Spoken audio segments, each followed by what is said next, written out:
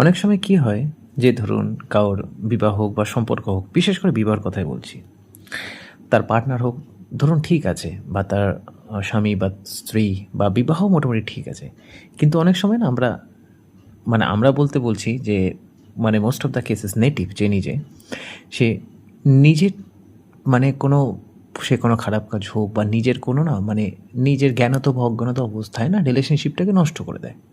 যদিও বা রিলেশনশিপটা ভালো, আপনি যদি ঠিকঠাক যদি অ্যানালিসিস যদি করেন, রিলেশনশিপ ঠিক আছে, কিন্তু তার নিজের দোষে রিলেশনশিপটাকে খারাপ করে দেয়। এটা কখন হয় জানেন? যখন আপনার নবংশ চার্টে সপ্তম স্থান ঠিক আছে, কিন্তু সপ্তম পতি খারাপ গ্রহের প্রভাবে আছে।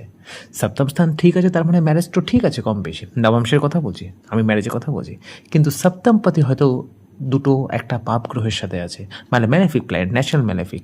আর সেই ন্যাচারাল ম্যালেফিক যদি ফাংশনাল ম্যালেফিকও যদি হয়ে যায়, 6/12 লর্ড হয়ে যায়, তাহলে তো ডাবল প্লাস, এটা কিছুই করা যাবে না।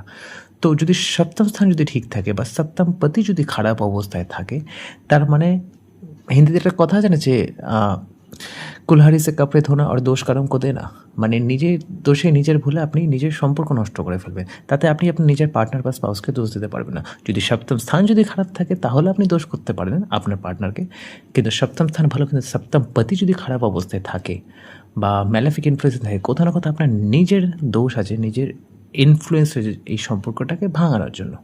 ঠিক আছে, এবার সেটা ভেঙে গিয়ে ডিভোর্স হয়ে যায় কি হবে না সেটা পরের কথা, কিন্তু সম্পর্কের ব্রেকেজের পিছনে আপনার নিজের হাত থাকবে। আর যদি সপ্তম স্থান যদি খারাপ থাকে, তাহলে ওভারঅল ম্যারেজটাই খারাপ ছিল শুরু থেকে। ওকে।